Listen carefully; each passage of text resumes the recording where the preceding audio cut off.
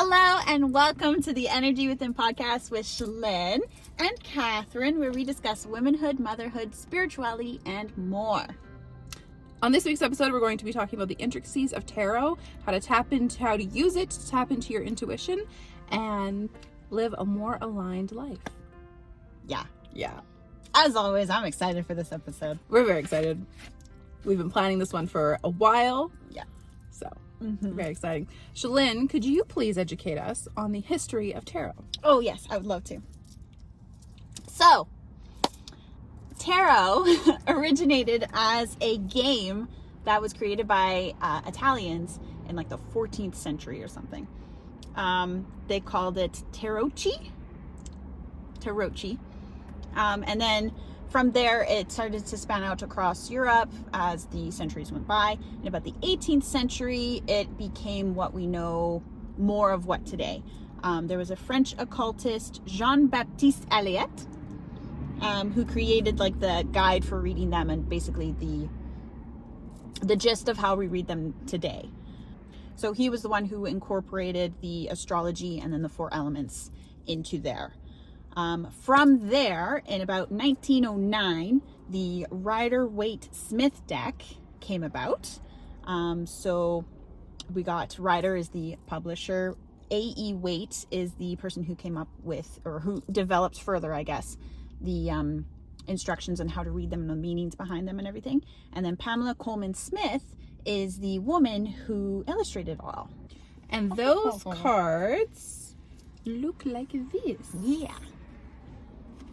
So your backings might be different than her backings, Yeah. but this is the familiar art for everybody who's listening. Yeah. Just go ahead and Google it up. This is the classic deck. This is what tarot looked like the first time. Yeah. You'll see lots of different decks nowadays, but And a lot of the decks nowadays are based off of the imagery from this deck.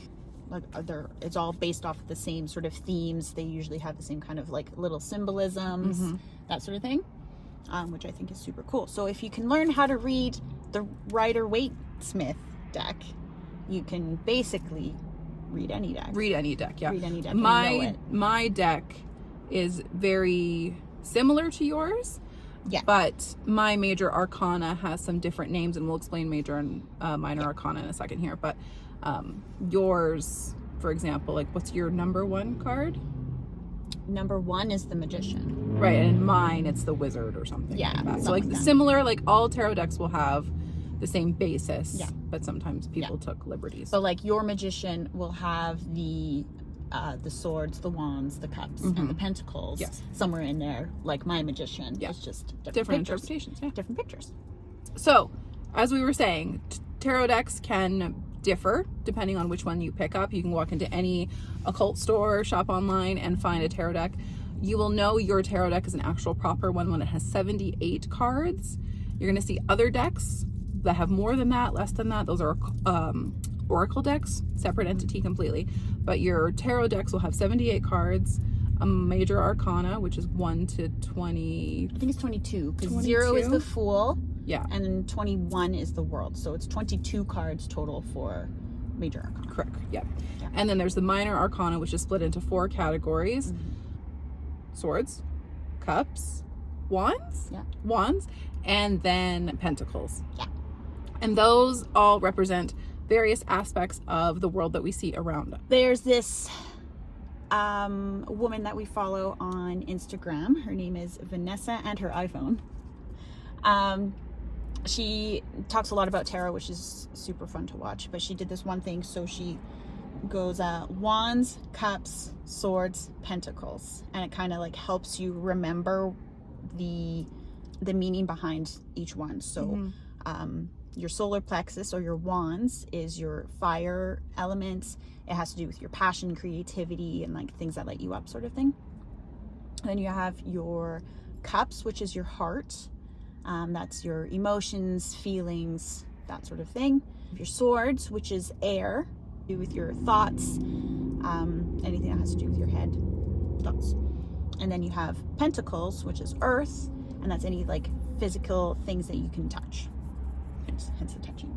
So to like elaborate on that a little bit more, I find that when I do spreads in regards to relationships, for example, I've recently been doing a lot of spreads regarding relationships and feelings and things like that. I always get a ton of chalice and or cups cards, which I find is really fascinating. So yeah, it's just kind of like if you're having a problem and you don't really know like what your problem is, sometimes we're just anxious or upset and we don't really, we just know something's wrong. You can go to your cards and be like, and just see if you're seeing a repeating pattern of like more than one wands or more than one swords, or then you can be like, okay, that is representative of this part of my body or this part of my exterior life, which is pretty cool. So why would you want to do tarot? Why would you want to incorporate this practice in your life? In a lot of ways, it is a gateway tool to better understanding yourself, the world around you, unlocking self-development, and sometimes it tells you to like take better care of yourself or focus on this relationship versus that relationship, and it can help redirect you when you're feeling lost in life. I find a lot of times too, it can like show you something that you might not be seeing in your reality. So it's like a differerent perspective. Yeah. Or ignoring. Sometimes you shuffle those cards. Like we do tarot differently. I shuffle cards and then I take what cards that jump out at me. So I shuffle a deck and I'm like, I know exactly what card's gonna come up. And sure enough, I would say like 9 out of 10 times that card will come up. Yeah. Which is pretty wild. Yeah. Pretty wild. Yep. So yeah, you can get a tarot deck and you can incorporate it into your life for introspection and growth. Like I said, it can help you make decisions and just get like a new perspective when you're feeling stuck. Yeah. And that sometimes you just need somebody else to tell you what to do, even if you truly know what you're supposed to do. So it'll help you grow your intuition and things like that. Yeah, exactly. Mentioned earlier, there is tarot cards and oracle cards, and we love both. We use both in our practices. Shalyn has 2 decks, a female archetype, a goddess archetype. What is it? Yeah. It's like a goddess archetype deck. It's very, very cool. I use it for like what kind of energy am I bringing today, sort of a thing. Yeah, so you can use it for different purposes. Each deck is geared towards a different thing. And then you also have a moon oracle deck. So can you tell us a little bit about why you love that deck? So I have this oracle deck, Moonology Manifestation. This one I like to use is just like, what kind of message do I need to hear from the universe or spirit today? And then I'll pick a card. There's a little like blurb on there. It tells me like what phases of the moon are in what sign, sort of a thing, and how that energy is working with it. But yeah, I use this one as just like a message. So like the other day I was doing one and it pulled out and it was like, know your worth. And that was like the whole like tarot spread that I had. And then the oracle message just happened to be that one. Like it just lined up so perfectly. And it does every time. Every time. Yeah, that's an interesting thing when you're using oracle along with your tarot. Yeah. You can sometimes use it, like if you do a spread and it's not quite hitting yet and you can't quite figure it out, never be afraid to put the cards back in and try again, first of all. But if it's just not quite hitting, you can go and pull an oracle card and that will help pull the message together, I find. On that note, yes. I do find sometimes you do a spread, you answer the questions, it doesn't make sense. Sometimes if you like just leave it and then come back to it in like a day or two, then it kind of makes a little bit more sense. Yeah, sometimes it's too far in the future to like read it in that moment. Like that's really cool. Yeah. That's a cool fact. Yeah. So my oracle decks are, I have an animal spirit one and I have a cycle syncing one. The animal spirit one I find is very fascinating because it can give you just like energy to tap into, like the strength of a lion, for example, or the flexibility of a dolphin, for example. But the other way that I personally like to use it is I will say, okay, if I am on the right path, if I am making the correct actions and the correct decisions, give me a sign of this specific animal. And then I will ask my deck to give me an animal. So there was one time I was feeling very lost. And so I pulled the turtle card and I saw turtles everywhere. And, you know, it's kind of like you're looking for it, so you see these things. Subconsciously you're looking for it now, so it just like pops up. But it's very cool, just like a nice little reminder from the universe, like, yes, I'm on the right path and I'm doing these kinds of things. And the nice thing about that deck as well is that it gives you how to like bring alignment back into your life. So if you get a card and it's like, I feel unaligned with this, how do I bring it into alignment? So there's also those kinds of things as well. Whereas tarot is more of like, not why this is why this is happening, but like for tarot spreads, I find it's better to use like the who, what, when, where, why sort of questions rather than like yes or no questions. They don't really work out, I find, with tarot. So it's more of like how or where or when. And then oracle cards, I just use them as just like messages from spirit, just like what do I need to hear. With your animal one, a lot of the times I'll text you and be like, hey, can you quickly search up what a hawk means, because I've seen 7 of them today alone. Or like the other day it was a deer. I was like, I've seen 3 deers this morning. Why? I wonder what that means, right? What is the just message? Like a curiosity sort of thing. And my animal deck will have different than other animal decks, right? So it aligns. And I also find that, you know what we should talk about? What? So when you get your first tarot deck, it is common practice to have somebody else purchase your first tarot deck for you, and also to sleep with your tarot deck. I remembered that. You remember that. So that you can become like, your tarot deck is a friend, it's a tool, it's part of your practice, it's part of your spirituality, and like it aligns with your energy. You have to spend time with it, which is why you sleep with it. You just tuck it in under your pillow, you sleep with it for like 3 days, I think. And then it just helps to like align with your energy to help you when you pull it out. And we also store our cards with selenite wands. And you do. You don't do it anymore? No. I have my little fabric cloth. Little thing. I think I do that because you used to do that, though. You taught me that. I've always had this little cloth. Yeah, but you used to have a thingy, like a selenite wand or a quartz or something. Anyways. I keep a small quartz crystal and a piece of selenite in with my deck so that it's always being cleansed, hypothetically.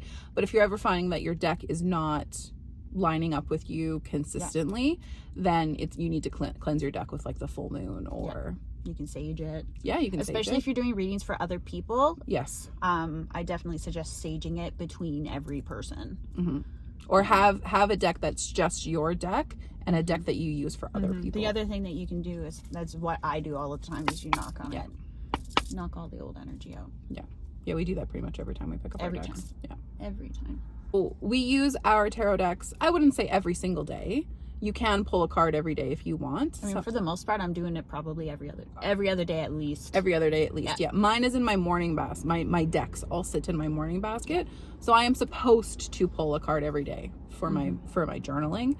But I'm a brat. I don't always sit down with my journal. So I do commonly use my cards very, very often. I wouldn't say every day, but very often, especially when we hang out. It's a very common part of like our practice when we are together. Definitely weekly. At the very least.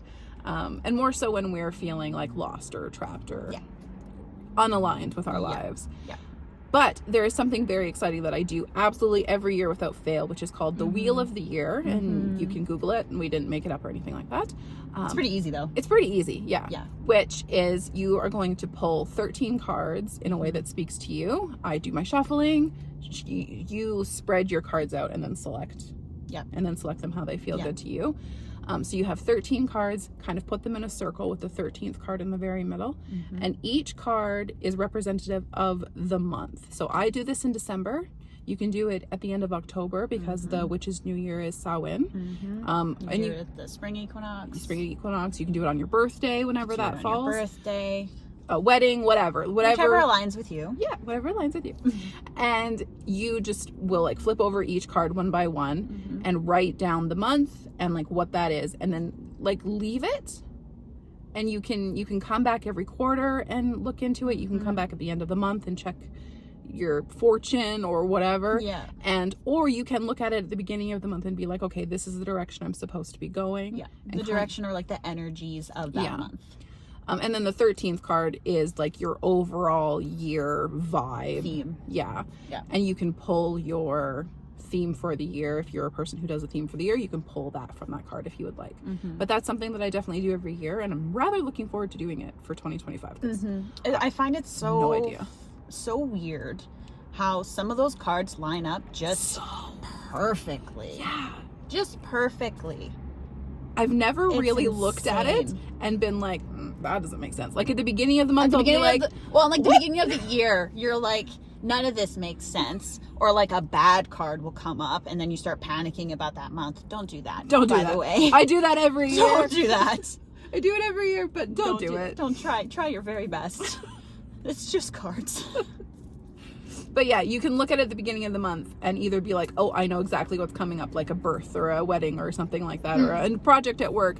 Yeah. Or you can look at it at the beginning of the month and go, I have no idea what this is, but I'm scared. Or I have no idea what this means. Then you'll come back at the end of the month and you'll be like, oh yeah, that's what that was. One of my favorite tarot readers, astrologers, Teresa Reed, she always says we do this, we look into this to be prepared, not scared. That's what she says. Yeah. And I love that. I was like, yeah, I'd much rather be prepared than scared.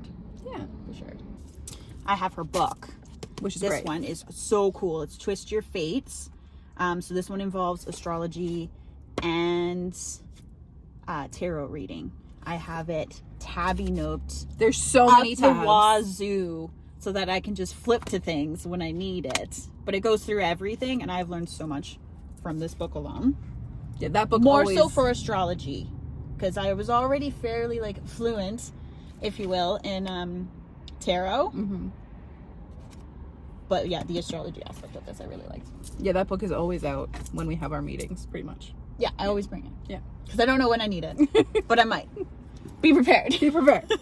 We need it. It's like an encyclopedia. Exactly. Yeah. Okay. One of my favorite things with tarot. So first of all, I've been doing tarot. I've dabbled in it for like 8 years or so, I think. I don't have to remember when it happened. It's just part of our life. But the past like few years, 5 to 6 years, I went like hardcore. My goal was to be able to look at a card and know exactly what it says. And I am at that point now where I can look at a card and I can literally hear what it's saying to me as I read it. And it goes for reading it for myself or reading it for you or reading it for other people. Like I've done a couple, I haven't done too many spreads for other people, but I did it for your one friend who I don't know very much, very well. But I did it for her and I like nailed it. Yeah, it was wild to watch. Super satisfying for me. Yeah, that was super wild. Yeah, like it's so cool to have like just the things and the thoughts and the ideas and the energies just like come to me now. It's so cool. Yeah. It's like my favorite thing. That was I remember that day. That was a very cool day. Yeah. I just love it. And a lot of times too, I'll be thinking about like a spread or a card already in my head for this answer. And a lot of the times, not all the times, but a lot of the times that card will come up for it. Yeah. And it's crazy. Like, I wrote that down when I'm writing out my spread. I'm like, I knew this card would come.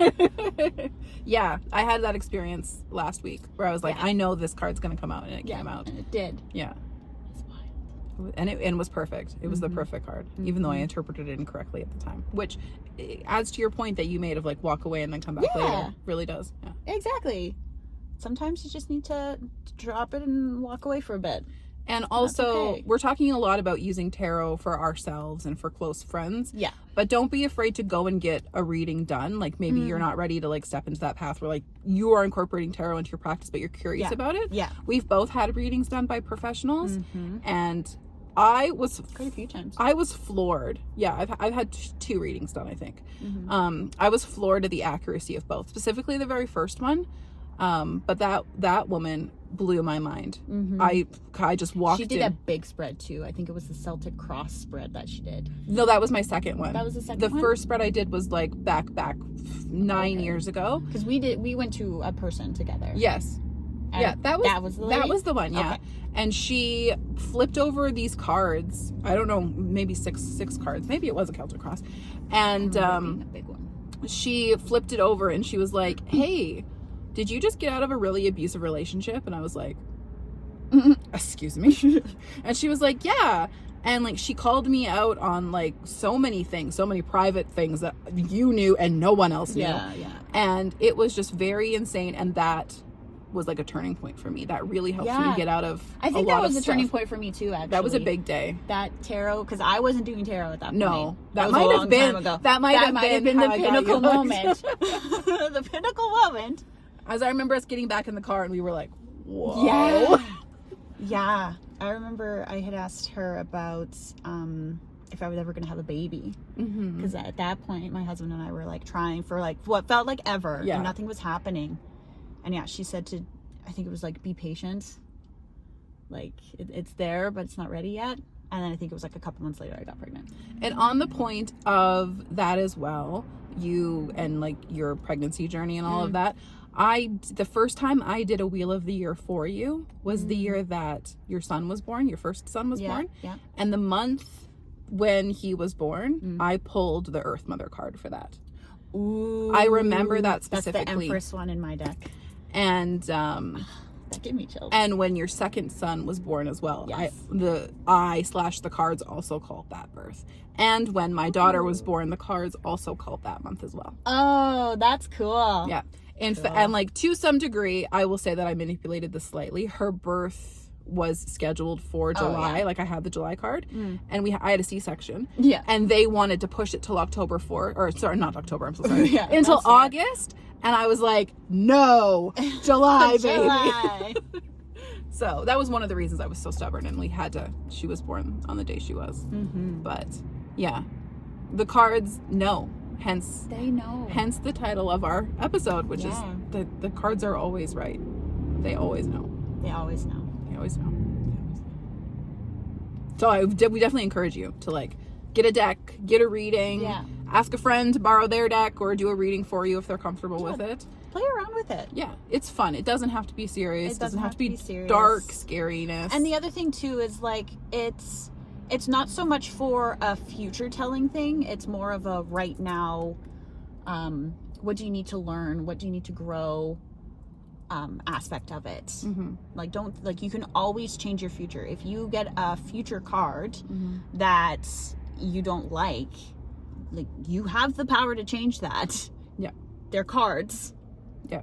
They might be right, but like you can change your path. You can change your path. You can pick which path you go on. And don't be scared. Try not to be scared of cards either, such as the devil card. Yeah. You get the devil card a lot. I got it so many times. Yeah. And there was a really long time in my life where I kept getting the tarot card or the tower card. Is it the tower in your? Yep. Yeah. So in mine it's called a different thing, but it's the tower. Traditional major arcana is called the tower. And that just basically means that like something's going to collapse and fall apart. Everything is falling apart. Yeah. And I recently got it and it was very accurate. Yeah. And every time I've gotten it, I've put it back in the deck and I'm like, no. Yeah. Meanwhile, I'm asking the spread for change and for my life to get better. And then the deck is like, sometimes shit has to blow up for it to change. So the bad cards, there's no bad cards in tarot, but the bad cards are a service to you. Yeah. So. Yeah. It's telling you the shit that you don't want to hear. Yeah.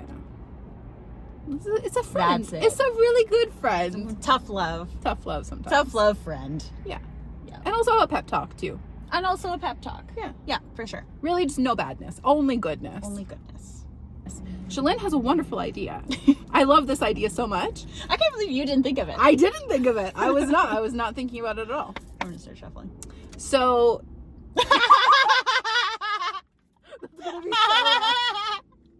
I'm gonna so for everybody listening, the idea was that Shalyn doesn't believe in jump pull cards. No.